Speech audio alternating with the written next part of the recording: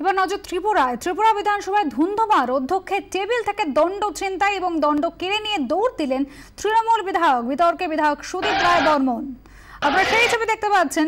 ত্রিপুরা বিধানসভায় রীতিমতো ধুন্ধুমার কাণ্ড, অধ্যক্ষের টেবিল থেকে দণ্ড নিয়ে রীতিমতো পালাচ্ছেন এই তৃণমূল বিধায়ক সুদীপ রায় বর্মন। তরুণ চক্রবর্তী আমাদের প্রতিনিধি রয়েছেন আমার সঙ্গে টেলিফোন লাইনে। আর তরুণ, কি এমন হলো যাতে সুদীপ রায় বর্মন অধ্যক্ষের টেবিল থেকে এভাবে দণ্ড ছিনতাই করে পালাচ্ছেন?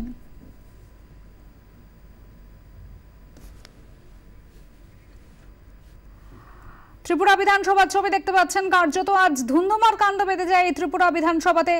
কিছু আলোচনা চলছিল, সেই সময় এই তৃণমূল বিধায়ককে হঠাৎ এগিয়ে আসতে দেখা যায়, ছুটে আসতে দেখা যায়। তিনি রীতিমতো উঠে পড়ে অধ্যক্ষের টেবিল থেকে এই দণ্ড ছিনতাই করে পালিয়ে যান। পিছনে পিছনে ধাওয়া করেন অন্য বিধায়কও।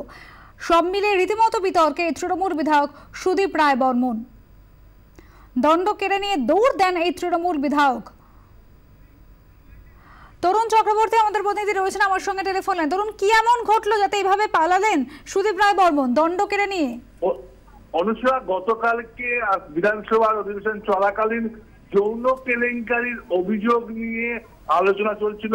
রাজ্য মন্ত্রিসভার এক সদস্যের বিরুদ্ধে, সদস্যের নাম নরেশ জমাতিয়া, তিনি ত্রিপুরা সরকারের বনমন্ত্রী, তার বিরুদ্ধে যৌন কেলেঙ্কারির অভিযোগ তুলে ওএলএম এর বিক্ষোভ দেখাচ্ছিলেন বিরোধী দলের বিধায়করা। তৃণমূল এবং কংগ্রেস একজোটে বিধায়ক দেখাচ্ছিলেন, ওএলএম এ বিক্ষোভ দেখাচ্ছিলেন। অধ্যক্ষ কিছুতেই সভা মুলতবি করছেন না দেখে এই নিয়ে তৃতীয়বারের মতো ন্যায়দণ্ড নিয়ে সুদীপ রায় বর্মন পালিয়ে গেলেন। এর আগে একই রকম ভাবে ত্রিপুরা বিধানসভা তৎকালীন বিরোধী দলনেতা 1990 সালে নৃপেন চক্রবর্তী ন্যায়দণ্ড নিয়ে চলে গিয়েছিলেন। তারপরে কংগ্রেসের বিধায়ক মতিলাল শাহ 1994 সালে ন্যায়দণ্ড নিয়ে একবার সভা মুলতবি করতে বাধ্য করেছিলেন। এই নিয়ে তৃতীয়বার সুদীপ রায় বর্মন গতকালকে ন্যায়দণ্ড নিয়ে বিধানসভা থেকে বেরিয়ে যান বিধানসভা অধিবেশন চলাকালীন। অনুষ্কা, এরপর এর বিরুদ্ধে কোনো ব্যবস্থা নেওয়া হয়েছে? শুধু অধ্যক্ষ বিধানসভা অধিবেশন মুলতবি করে দিয়ে সঙ্গে সঙ্গে সাংবাদিকদের সঙ্গে কথা বলার সময় বলেন তিনি কোনো শাস্তিমূলক ব্যবস্থা নেওয়ার পক্ষপাতী নয়, তবে এটা বেআইনি কাজ। বিধানসভা অধিবেশনেও তিনি বলেন সুদীপ রায় বর্মন অত্যন্ত সিনিয়র বিধায়ক, তিনি আগে বিরোধী দলনেতা ছিলেন, তার কাছ থেকে এই ধরনের আচরণ উনি ভাবতেও পারেননি। এই ধরনের বলে কোনো নিন্দা প্রস্তাব ছাড়াই অধিবেশনের পরবর্তী কার্যক্রমে ঢুকে বলেন। সভাটা সাময়িকভাবে মুলতবি হয়ে গিয়েছিল, কারণ ন্যায়দণ্ড না থাকলে পরে সবার কাজ চলতে পারে না। তাই ন্যায়দণ্ড না থাকায় সেই সময়কার জন্য সভা মুলতবি করে দিয়েছিলেন অধ্যক্ষ। কোন শাস্তিমূলক ব্যবস্থা তরুণ কোন প্রতিক্রিয়া পাওয়া গিয়েছে? কেন এই সুদীপ রায় বর্মন এই ধরনের কাজ করলেন? সুদীপ বর্মনকে জিজ্ঞাসা করা হয়েছিল। সুদীপ বর্মন যেটা জানিয়েছেন সেটা হচ্ছে যে বিধানসভার ন্যায়ের জায়গাখানে ন্যায় নেই, বিরোধী দলের নেতাদের কথা বলার সুযোগ দেওয়া হচ্ছে না, কোন রকম ন্যায় যখন নেই সেখানে দণ্ড রেখে লাভ কি, তাই উনি ন্যায়দণ্ড নিয়ে গেছেন। এবং ওনার অভিযোগ অধ্যক্ষ বিরোধীদের কথা বলার সুযোগ দিচ্ছেন না। রাজ্যে নারী ধর্ষণ বাড়ছে, জনপ্রতিনিধিরা জড়িয়ে পড়ছেন নারী কেলেঙ্কারিতে, কিন্তু বিধানসভায় সেই মতামত প্রকাশে কোনো সুযোগ নেই। সেই কারণে তিনি ন্যায়দণ্ড নিয়ে গেছেন বলে দাবি করেন সুদীপ রায় বর্মন। শাসকের পক্ষ থেকে এরপরে গোটা ঘটনার পর কোনো প্রতিক্রিয়া পাওয়া গেছে?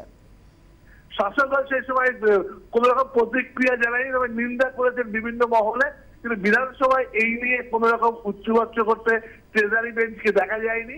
শুধু অধ্যক্ষ বলেছেন এটা অনভিপ্রেত, এই ধরনের কাজকর্ম তিনি আশা করেন না সিনিয়র বিরোধী দলের নেতাদের কাছ থেকে, কারণ বিধানসভার সম্মান রক্ষার দায় সকলের।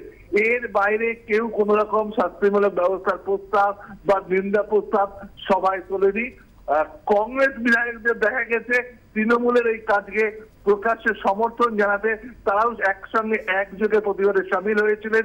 এবং এই ঘটনাটা যে আগেও বিধানসভায় ঘটেছে, যেহেতু প্রয়াত প্রাক্তন মুখ্যমন্ত্রী নৃপেন চক্রবর্তী যোগাযোগ বিচ্ছিন্ন হয়ে গিয়েছে। আমাদের প্রতিনিধি তরুণ চক্রবর্তী যেরকম জানালেন, ত্রিপুরা বিধানসভায় ঘটনা ঘটলো এই নিয়ে তৃতীয়বার সুদীপ রায় বর্মন তিনি একটা আলোচনা চলছিল, বনমন্ত্রীর বিরুদ্ধে যৌন কেলেঙ্কারি অভিযোগ ছিল, সে বিষয়ে মুলতবি প্রস্তাব চান, অধ্যক্ষ মুলতবি প্রস্তাবে রাজি না হয়, এভাবে ন্যায়দণ্ড কেড়ে নিয়ে তিনি রীতিমতো দৌড়ে পালান।